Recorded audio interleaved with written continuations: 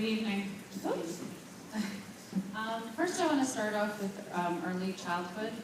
Pat, I have a question regarding the transition between the pre-K high school curriculum to kindergarten. I think that it's a big jump from high school to the Common Core curriculum for kindergarten, and I feel like a lot of kids are struggling with that transition, and I'm wondering if there's any kind of after-school program that could be introduced so that those kids could have that extra time to get used to it. A lot of these children in pre-K can barely write their names, so you're going from playing by learning and then to rigorous work with the Common Core.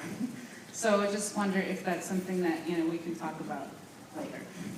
The other thing I wanted to talk about is that recently I attended one of Montclair's Board of Education meetings, and they were on the agenda. They had a reading for opting out on the park testing, and I'm wondering if this board is ever going to have that on your agenda at some point, at least an option for parents like me who have a child in third grade who might want to opt out of that test, and what policy could be changed so that children can not take the test and not be penalized for it. And I see other districts like Bloomfield and Delran, they're already, parents are fighting against this, and I'd like to see us, going with them too. I think a lot of parents in this district are not aware of what the park testing is. I took a sample of it just to see what my child's going to be taking, and I thought it was very difficult.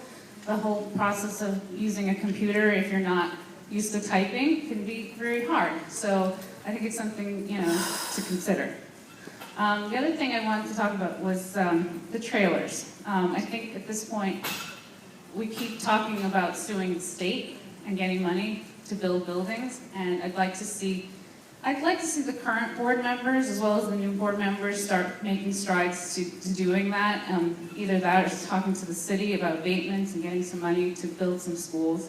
I know we're doing the evaluation on these trailers, but come on, we're reaching almost 15 years on a few of these trailers, and it's getting to the point where it's not, it's supposed to be temporary, but now it's starting to become permanent. And I think it's time to start thinking about building some buildings for our kids. I saw fruit flies the other day in the trailer at my son's trailer in the bathroom. Why are there fruit flies in the bathroom? There's no food in the bathroom.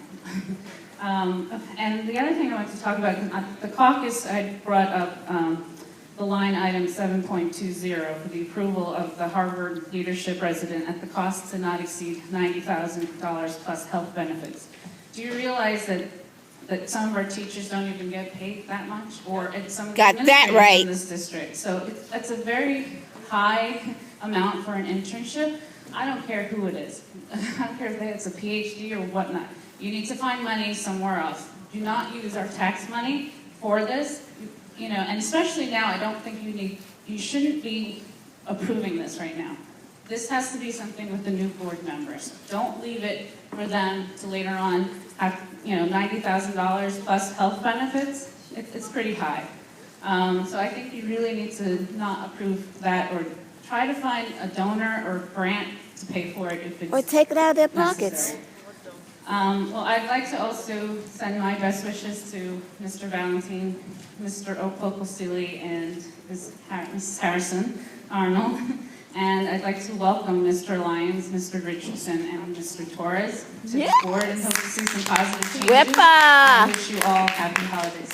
Thank you.